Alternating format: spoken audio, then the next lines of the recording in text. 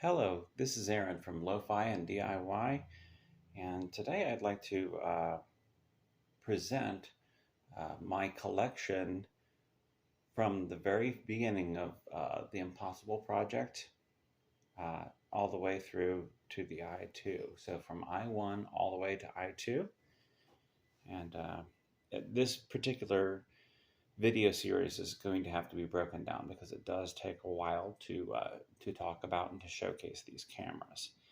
As you can see here,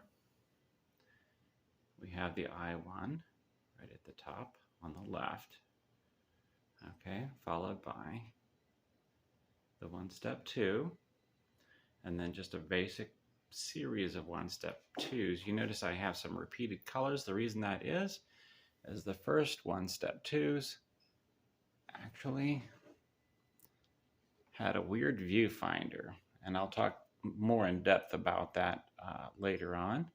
But they had a viewfinder that was really hard to look through, and I think they heard enough from their audience that they basically updated. And so after their first two, the slate gray and the white, they reintroduced the slate gray and the white with a decent viewfinder. You see how the viewfinder has a nice long snoot to it. That actually really helps. Makes it easier to aim your eyes. The other viewfinder was plenty bright, but unfortunately didn't give you a reference point to where to put your face, and so it was hard to use.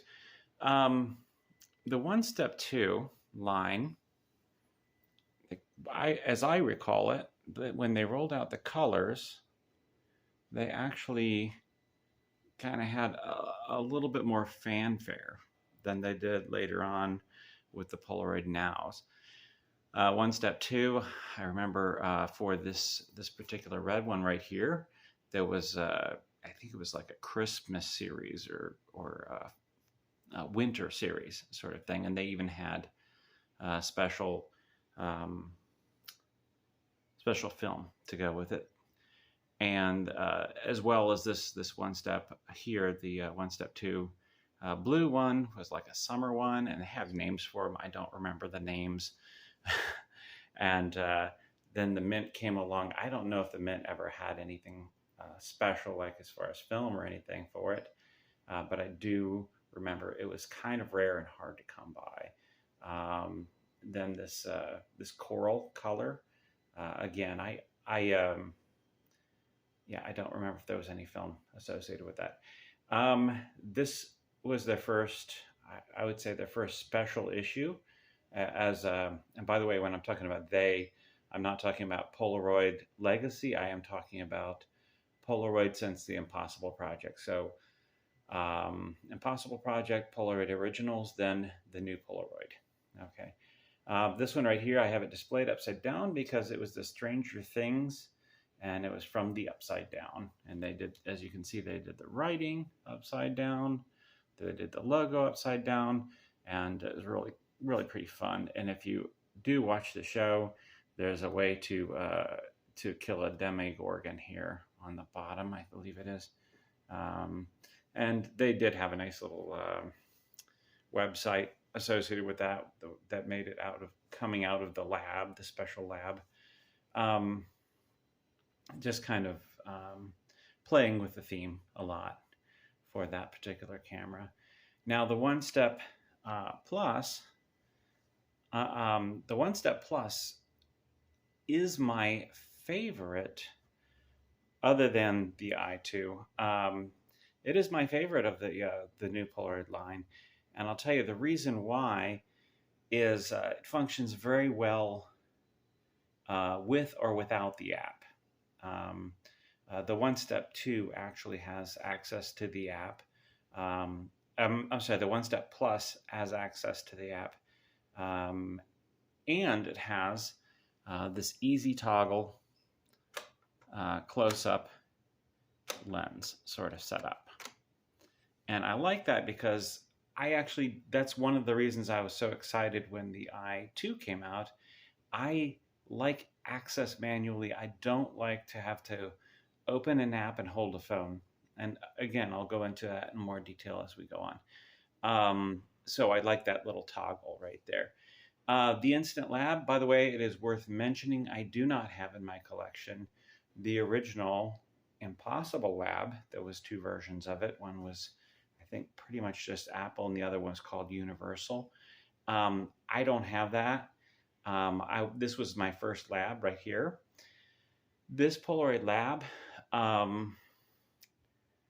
at first it was pretty frustrating because I couldn't get any of my phones, Android phones, to work with it, and I tried several. But now, as recently as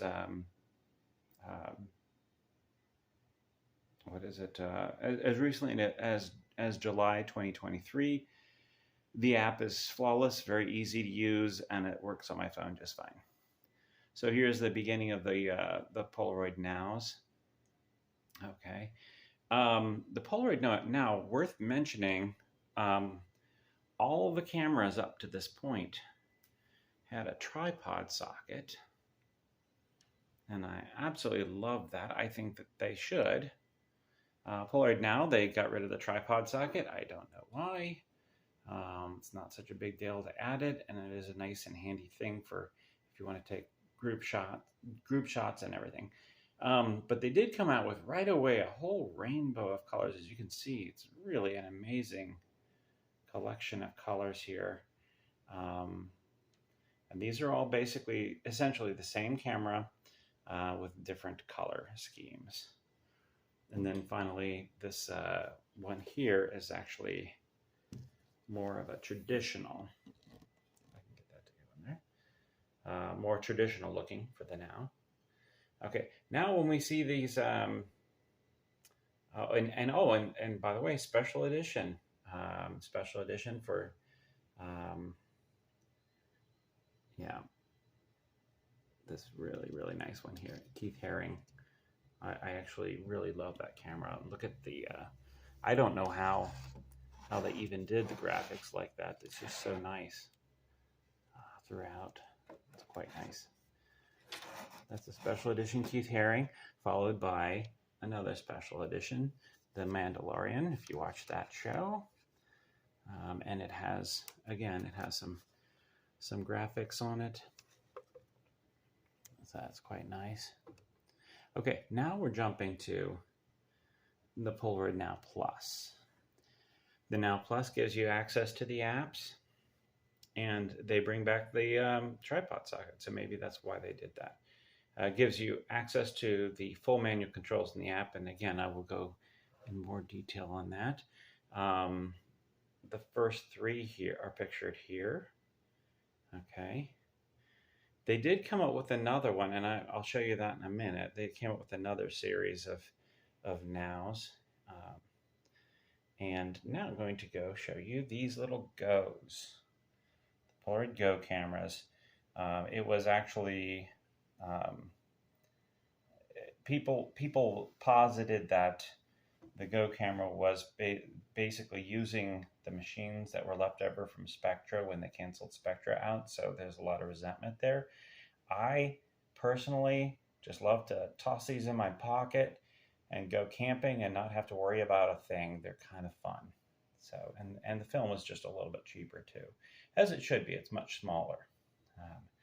Okay, and then these three here, these are actually the Now Plus, but they're the Now Plus second generation. As far as I can tell, and as far as is published, there's almost no difference between the first generation and second generation, except that you'll see that the font is a little bit different, and it has a USB-C charger, and one other aspect is it's, I believe, mostly made of recycled materials. So I think that's like their big thing that they're pushing. And by the way, I do not own the Go Generation 2, but the Go Generation 2 is supposed to have all kinds of nice features compared to, and when I say features, they're kind of buried features. It's like a better flash, and more apertures. So actually better exposure control. And I'm all for that because this can be a tricky little guy if you're shooting in anything but just perfect sunshine. It doesn't really want to behave all that well, and that flash is just terrible. It's kind of, by the way, that's another thing I will tell you about the Nows. Their flashes are terrible for indoor pictures unless you have it exactly in the sweet spot, like you're holding the camera just perfectly from somebody. Otherwise, you'll end up with either a very dark or a very washed out image. And now to take us to our last one. And this one right here, of course, the I-2 is something that I was very, very excited about. And so far, I've just been very thrilled with it. Okay, well, that pretty much ends it for the intro. Ends the intro. So I will be, please look for other videos and have a nice day.